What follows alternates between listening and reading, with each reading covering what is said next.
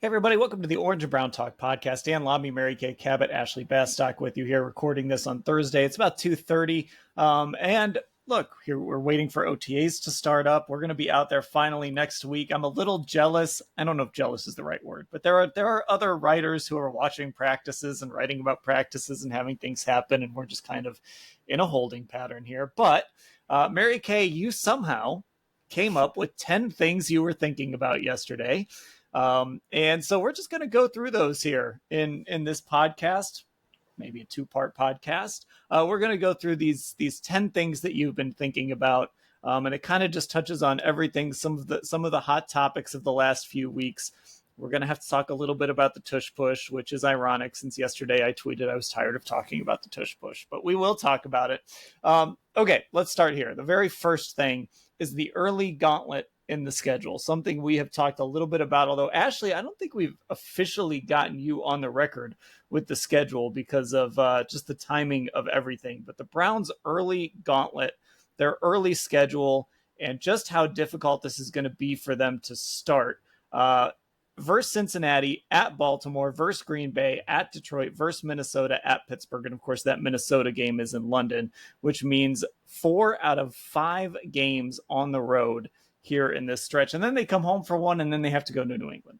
So, Mary Kay, this is a very challenging early schedule. You look at the quarterbacks they are playing, it is very challenging. And again, I think you and I are aligned on this. This affects the quarterback competition because you have to have a guy under center who's ready to face this difficult first month plus of the season when the Browns actually start. Yeah, and not only is it 4 out of 5 on the road, it's 5 out of 6 on the road. Because obviously you have to count the London game as a road game, even though it's technically a home game. They are the home team, but it's certainly not at home. Not only is it not at home, it's all the way across the pond. So they've got 5 out of 6 on the road. And one of those comes after the bye week, but it still is a stretch of 5 out of 6 games on the road. The only home game during that whole entire span from week 4 through week 9 is at home against the Miami Dolphins on October 19th. Other than that, they are on the road, and across the pond in London against the Minnesota Vikings. So by the time they get through that grueling road stretch, they might not be relevant anymore in the NFL. It could be over by then. And that's not going to be good for anybody if they've got veteran Pro Bowl players who don't have much to play for in the second half of the season. So they have to be ready to go.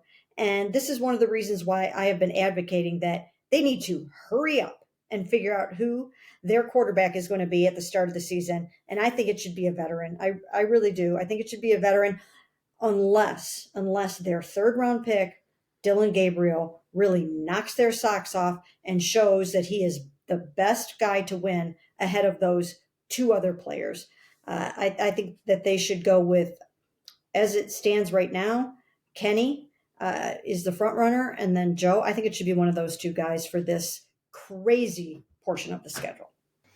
Ashley, it's the thing that our listeners have been waiting a week to hear, a week plus to hear. Your thoughts on the Browns' schedule as it was released last Wednesday, because you weren't available to jump on the pod with us that night. So your thoughts, just what was your initial reaction? Again, we knew the opponents, we didn't know the order. Yeah. What was your initial reaction? Well, I mean, other than this, and I know you guys talked about this part of it last week, but like the fact that there's no primetime games was the first thing I noticed, and I think it's the first thing everyone noticed, and only 2 games that don't start at 1 p.m. right now. And I know, again, you guys mentioned this, but like the fact they were flexed out of 2 primetime games late in the year last year, that game against the Bengals, and then what was supposed to be a Sunday night game at home against the Dolphins, like I just think that didn't bode well. But like I was shocked there's not even a Thursday night game in there at some point, because now they don't get their mini bye. The other thing was basically what Mary Kay laid out there. The fact that this beginning part of the schedule is going to be so road centric, and you're losing a home game because of playing the Vikings in London. It's going to be a lot of travel.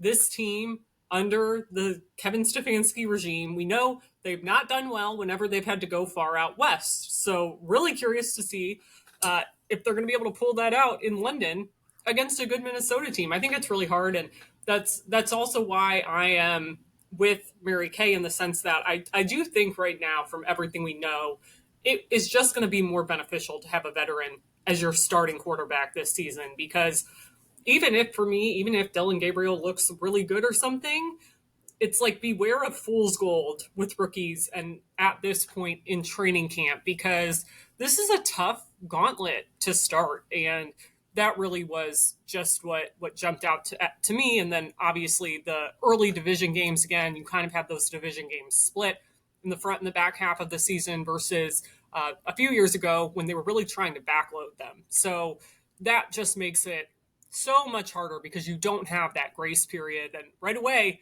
you're playing games that count for two, essentially, in your standings.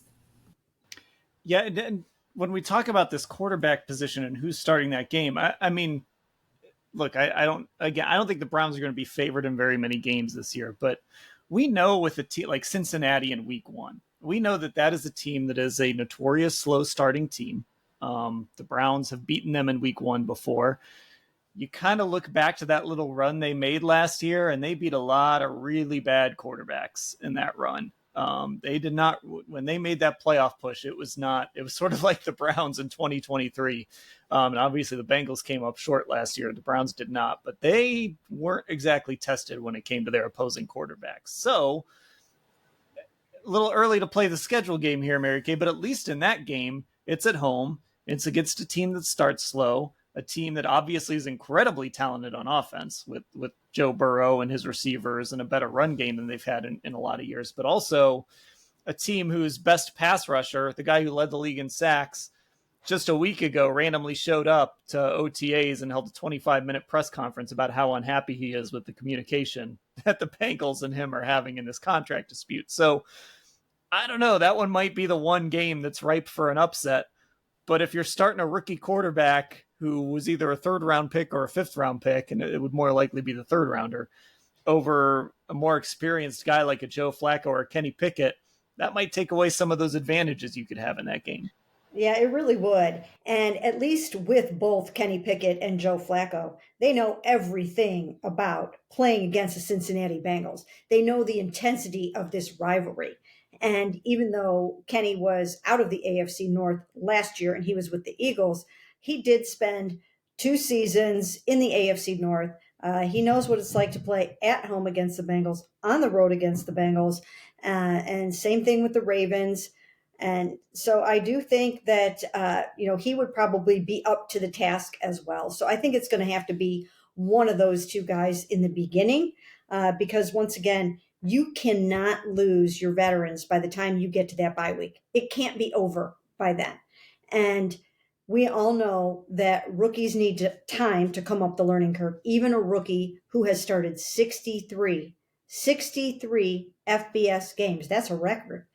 But I still think that there are things that you have to learn. There are things that you haven't seen.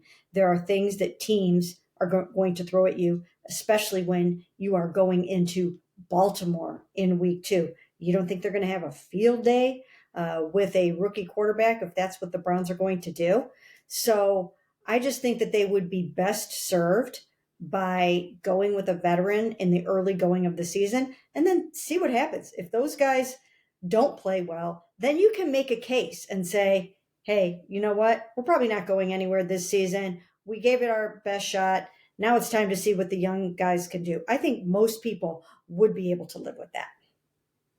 The other point I forgot to make in my initial schedule take here is, and we've listed off the teams, right? But I think not only is it difficult to have those 3 AFC North games so close, but to play the 3 best teams from last year in the NFC North just mixed in like that. I mean, that was arguably, I think, the best division in football last year, particularly in the regular season. And I remember sitting there during AFC North Hard Knocks thinking, man, HBO's probably so mad they did AFC North and not NFC North because it was so close. Those teams were so good. So for me, that just adds to everything we're saying and how brutal of a stretch it's going to be. It's dangerous to play the schedule game, but those teams are going to fight tooth and nail, much like the Browns' own division.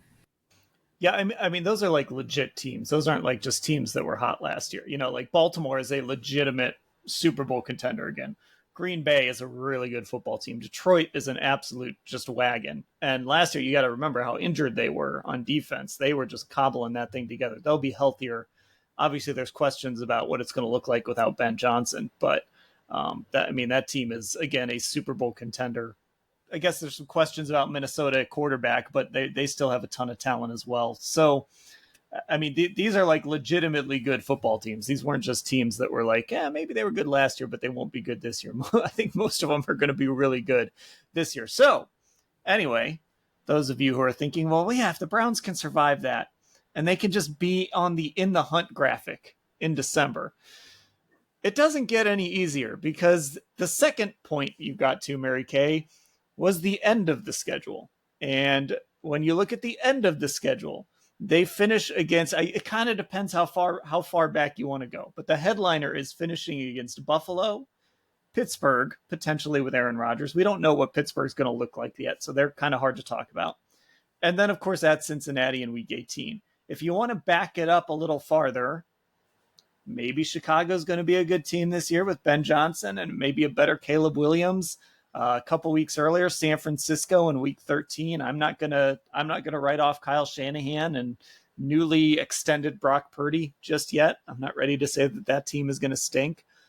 But that last three, Buffalo, Pittsburgh, and Cincinnati, honestly, I don't even care who's playing quarterback for Pittsburgh. That team is just always a very difficult team. And I know they haven't always finished great the last few years, but Browns Steelers, that's always a difficult matchup. So even if the Browns, by some miracle, are on the precipice of maybe a wild card, it finishes really hard for them too.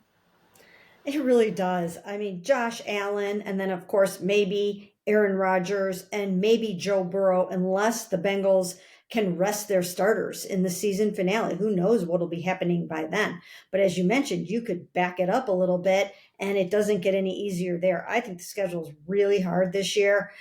From a win-loss perspective, it's only, I think, 13th or tied for 13th or something like that. But it seems way, way tougher than that to me, just from the outside looking in at what this slate can offer.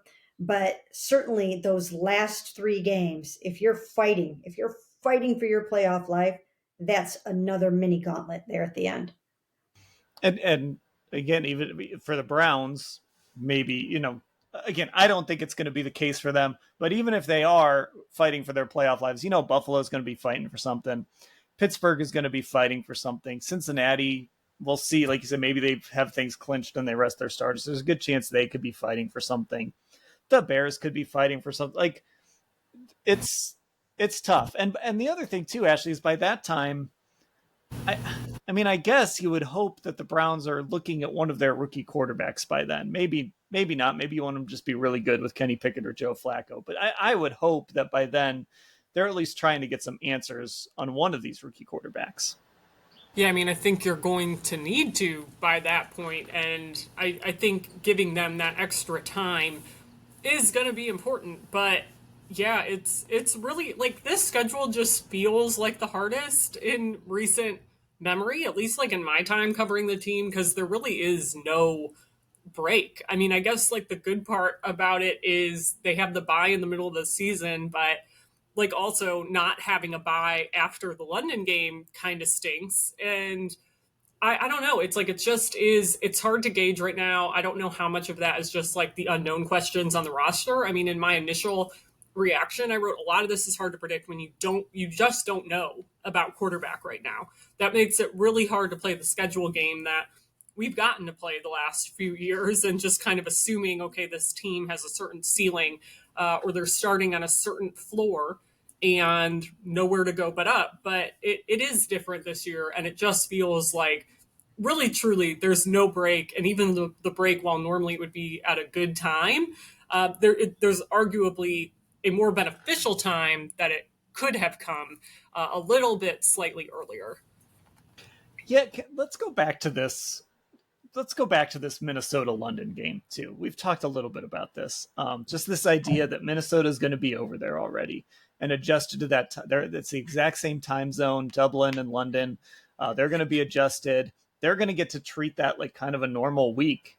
I'm guessing they're going to leave Sunday night and get to wherever they're housed in London, or maybe they'll be headquartered somewhere. I don't know how they're going to handle that, but they'll get to where they need to get to on Monday. They'll have been there for a while.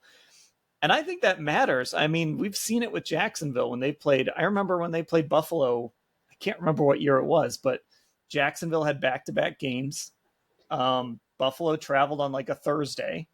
And the first half, it was like Buffalo was just sleepwalking. Like they just could not catch up with Jacksonville. I think it matters. I don't know if the Browns would admit that it does, but I think it matters. And then on top of that, you come back and you play at Pittsburgh the next week, and Pittsburgh is coming off their bye. So you got to play the Lions, who, like I said, just an absolute wagon, a physical football team, one of the toughest football teams to play. Then you got to get on a plane, go to London, play Minnesota, who's been over there, and come back and play Pittsburgh off their bye week. This is why, Mary Kay, it is in play that we might get through that Pittsburgh game, even if Mason Rudolph is the starting quarterback. And this team might just be beat up and on a losing streak, and it just might feel like things are just about done already. Well, it could, and that's why they have to do whatever they possibly can to start strong. It is not going to be easy by any stretch of the imagination. And when we talk about that London game, the Browns, as of right now, and nothing's written in stone yet, but they're planning on leaving Cleveland on Wednesday night. So they won't practice in London until Thursday. So they'll really only have 2 full practices in London, and then their Saturday walkthrough, and then the game on Sunday. So they're kind of in and out. And I'm a little surprised. I thought maybe they would leave like on Tuesday and practice there Wednesday, Thursday, Friday. But this is kind of a short trip for them. And they've got to be on point. Like they have to be ready to play a football team that is acclimated and been there. So this early part of the schedule, no matter how you slice it or no matter how you look at it, it's grueling. And I just hope for the sake of the Browns and that their fans, that they can get to the bye week with still some things to play for. I have a take. I don't love the London games, or like the Europe games, just because I like them from the idea of, hey, it's probably fun for fans to, if they can afford it, to plan a trip there, and it's probably a cool experience for the players and the people who get to go. But if you're back here in Cleveland, the game starts at 9:30 in the morning. And I don't know, Ashley, I like watching football. I don't like watching. There's something about 9:30 in the morning. I don't want to have to watch a football game at 9:30 in the morning. It's too early. I don't like it. And we're going to this world where it feels like within a few years, we might be having a 9:30 a.m. game every single Sunday. And I just think, I hate to use this phrase, but I just think that might be too much football. This reminds me, though, I think you need to share your all-time take with the people about what you think the best time zone is and why. Time. Yeah, Mountain time and is the best time zone. But it's because football starts early, but not too early. Not too early, right? It starts at like yes. right, like 11 in Mountain Time, which is good. 11 is good. 9:30, and then what would that be? That'd be 7:30 Mountain Time. What is it's 11? Too early. Is 11 the earliest that you would enjoy watching football? You could talk me into 10. Or could you go 10:30? Could I talk you into 10? You could talk me into 10. Yeah, you could talk me into West Coast, like 10 o'clock starts. 9:30. I know that's only half an hour, but 9:30 is a little too. There's just something about 9:30. Get me to double digits. That's what I need. Well, I mean, it really kind of cuts down on the late night partying on Saturday night if you want to get up and be ready to go and watch a football game on Sunday morning. So there is a whole segment of the population, really not necessarily the 3 of us, that wouldn't be a factor, but there are a number of people that do enjoy some nightlife on a Saturday night, and getting up to watch that 9:38 a.m. game can come a little quickly. Yeah. So anyway, yeah, just just to reiterate, Mountain Time is great because it's 2 hours, and I think my problem with Pacific Time is things end just a little bit too early. So then it's kind of like, okay, so now what am I going to do the rest of the night? But Mountain Time, it's just that sweet spot. It's like, it's not too late, it's not too early, it's perfect. I mean, to that point, though, if you're a Browns fan that lives in Denver, that Vikings game, you better be setting an alarm for like 6:30 to make sure you're awake and moving in time to sit down at 7:30 and watch a football game. I do think that's an interesting point. I also think, like, if we're talking about just like the quality of product and that sort of thing, like, you're changing so many variables. And I do think, like, at the NFL level, obviously these guys are used to traveling and things like that, but I do think big trips certainly impact them.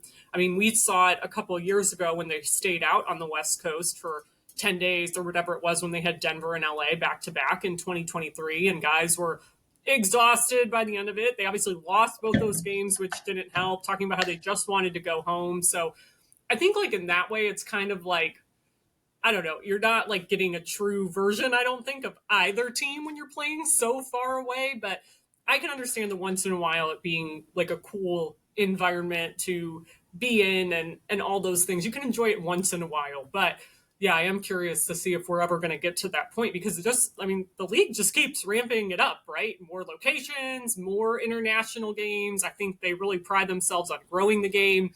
All that stuff is great. But, like, I mean, it wouldn't surprise me if we get to a point in the not so distant future where there is one every week and it's from even more locations than they have right now, right? I mean, I'm still waiting for, we've talked about this before, like where we think they could go or where we'd want to see them go. Like, I think Australia would be not that far off. Like, it wouldn't surprise me at all if that gets announced at one point. And then, boy, are we going to be in for a doozy with the time changes if we're ever covering the Browns in Australia from back here in Cleveland. Well, you bring up Australia, and of course, a sport they love in Australia is rugby.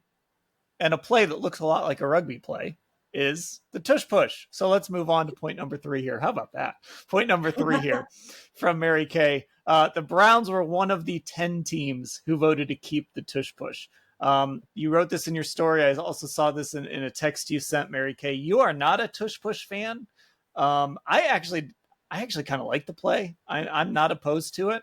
I think it's interesting. I think it's cool that a team sort of leaned into who they are with this super strong quarterback and this super strong offensive line and one of the best offensive line coaches in football. Like, they just leaned into this and said, hey, see if you guys can stop this play. And so far, nobody's been able to, including the competition committee. But the Browns, Kevin Stefanski, a Philly guy, a lot of ties over there with Philadelphia. As you pointed out, they're going to be practicing with the Eagles in the summer. They backed their guys in Philly.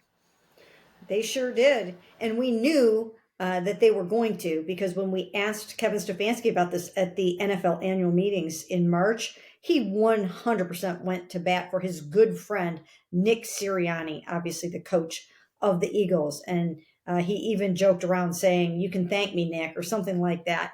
But they went to bat for it. And then, of course, Andrew's twin brother, Adam, works for the front office of the Philadelphia Eagles.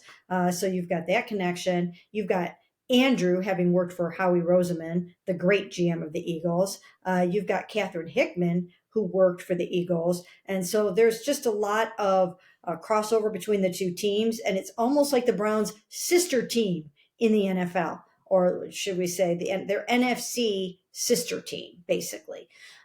So that's kind of what they have going on there.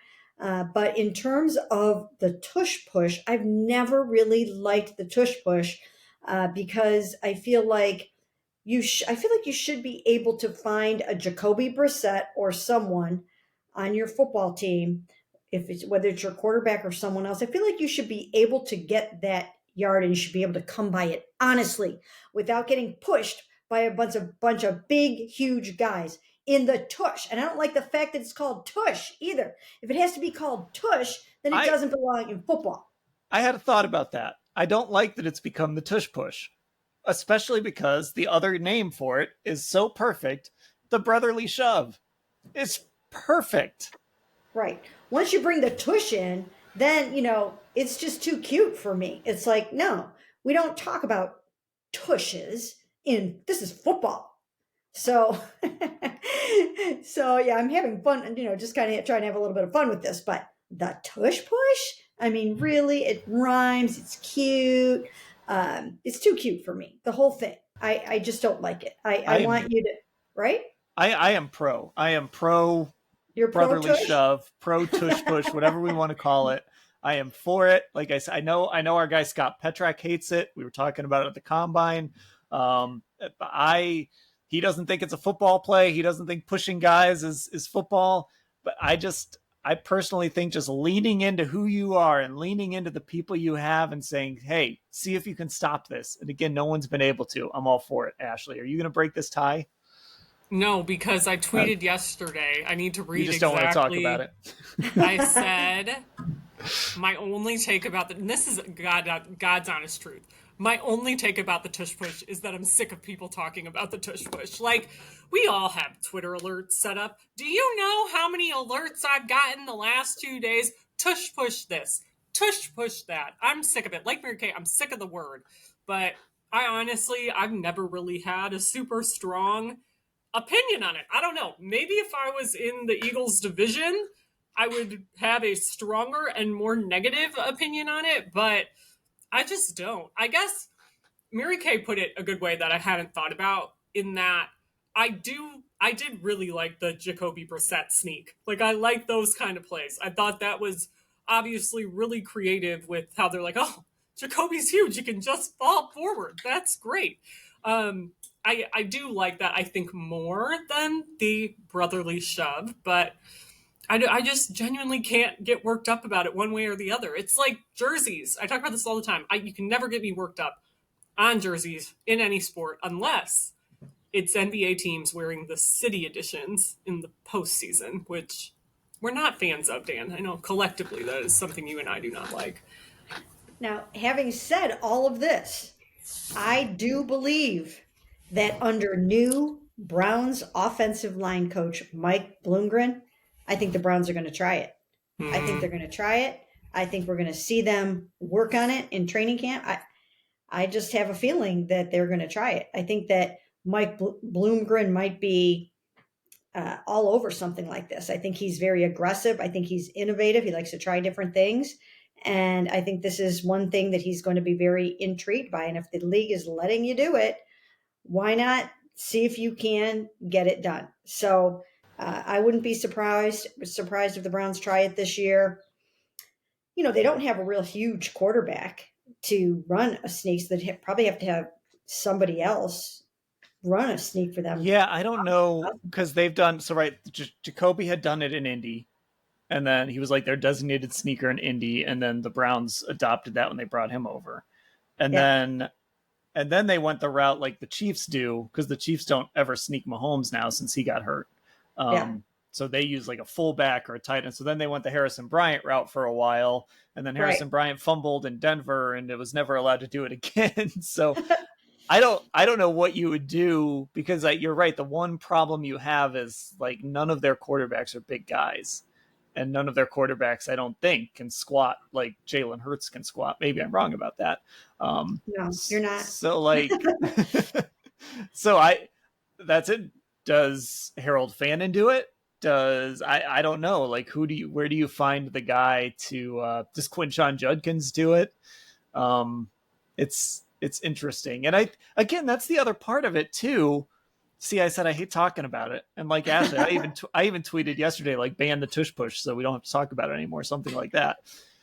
But there is a part of me that's like, no one else has consistently done this as successfully as Philadelphia. Like, even No. Buffalo has tried it with Josh Allen and had some success, but even they can't pull it off. So to me, it's just like, it's not like 32 teams are getting first downs every time by running this play. It's actually like a hard thing to do, Yeah. even though it might not look that hard. They have to practice it and figure it out. It's almost like his center of gravity is too high to be good Yeah. at being pushed like that. You have to find the right body type, the right strength. So even the guy getting pushed has to be well suited to the push. So yeah, it's going to be interesting because I didn't think Jason Kelsey liked it, but then he went to bat for it at the meetings. Um, so it'll be interesting to see where this goes. But maybe the Browns will. Maybe they'll practice it. They're practicing against the Eagles. They're playing against the Eagles. I don't know. I guess it's something that you probably would not unveil until the regular season. You wouldn't want people to know that you're trying to do this so that you have the element of surprise, would be my guess. But I wouldn't be surprised if they try it. I'm sure Joel Bitonio is going to be thrilled that he came back just so he can have to participate in the tush push. I don't know what the Cleveland name of it would be. Ashley, at least give me brotherly shove. At least tell, like, if it were called the brotherly shove, would you feel better about it? It's right there. Yeah, like, no, I love the brotherly shove nickname, mainly because I love a good pun. That is such a perfect pun. I'm trying to think if there would be a Cleveland equivalent.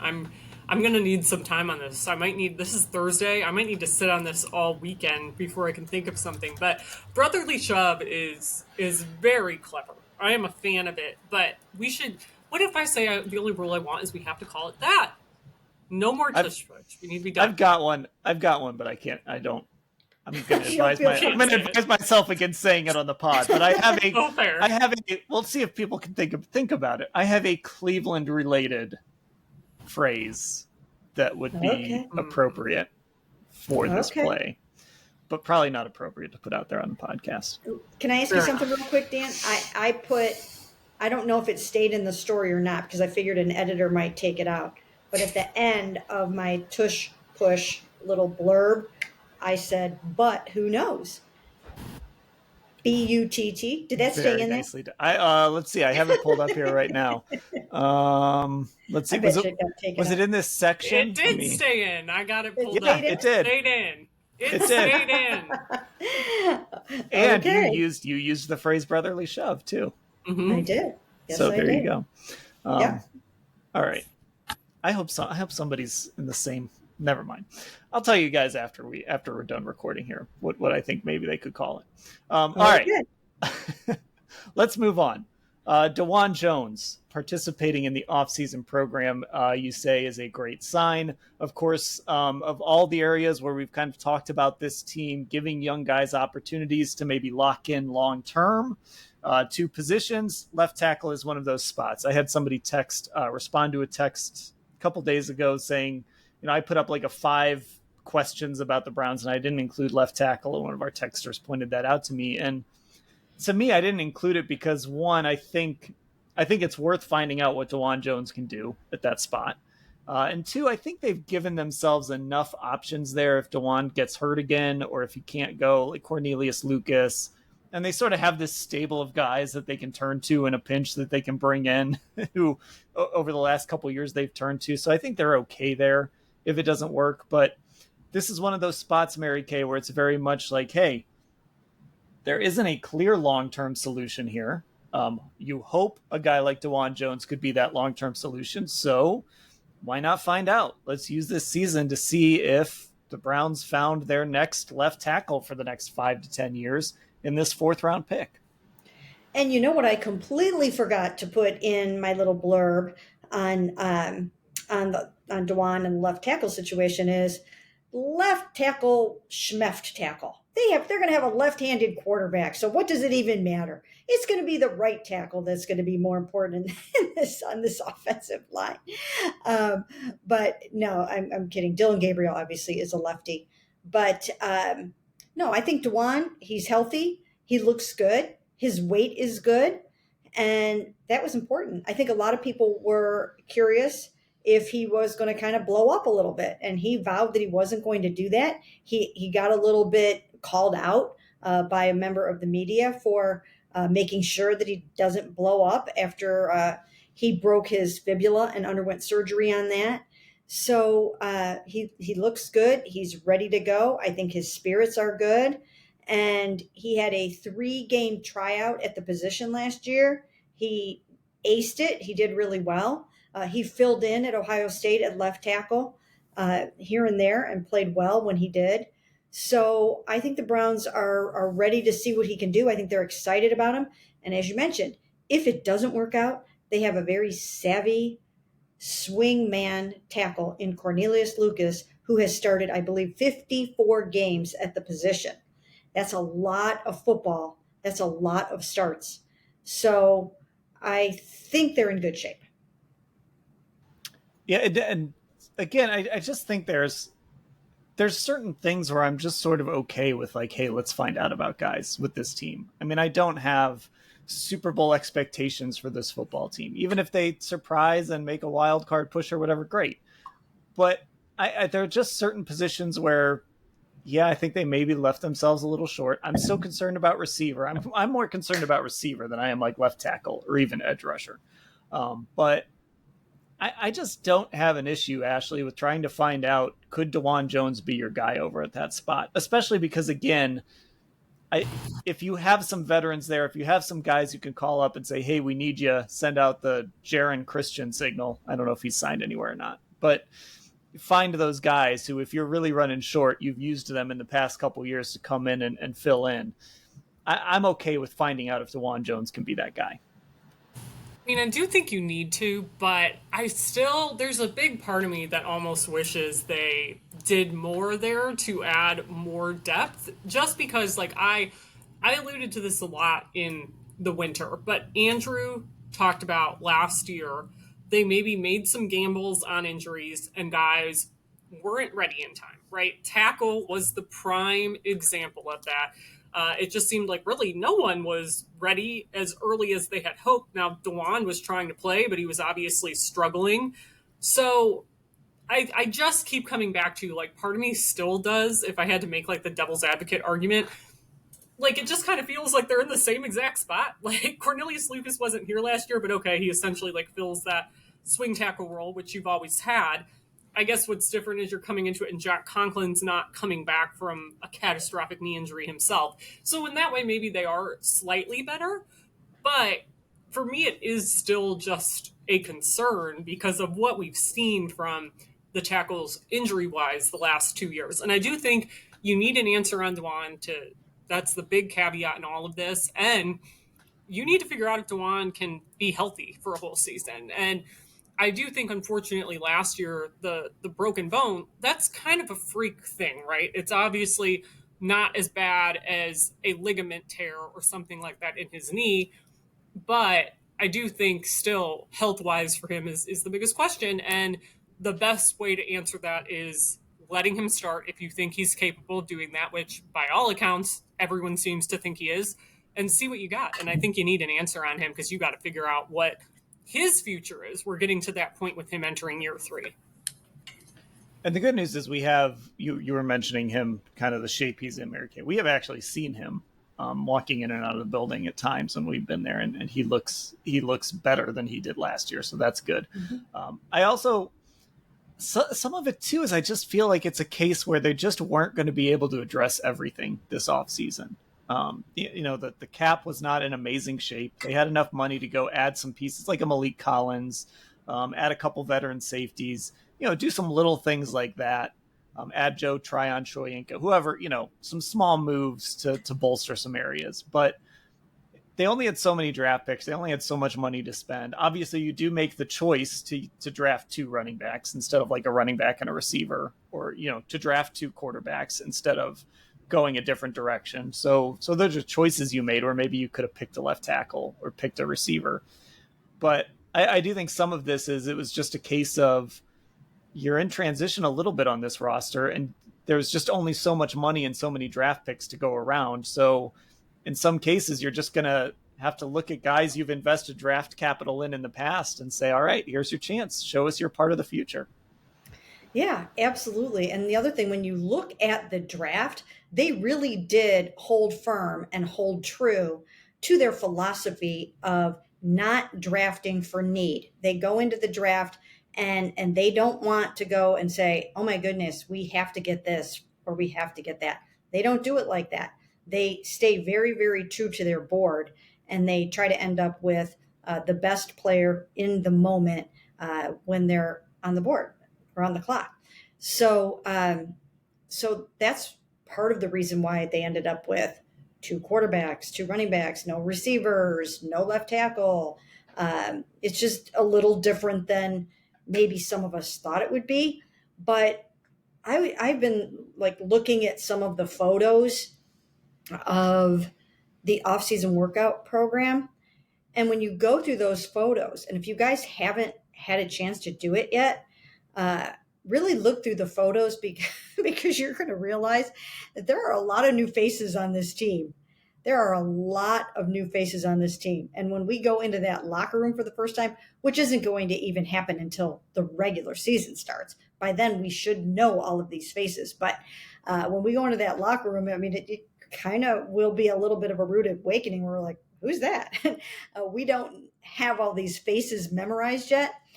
So it is kind of funny. And even some of the names, I was like, oh, I forgot about that person, or I forgot about that person. So I'm very eager to get out to OTAs next week and start checking off the names, where we really start memorizing the numbers and the names and familiarizing ourselves with this new roster. There's a lot of overhaul, and there are a lot of pieces and holes that were filled through free agency. I mean, a lot.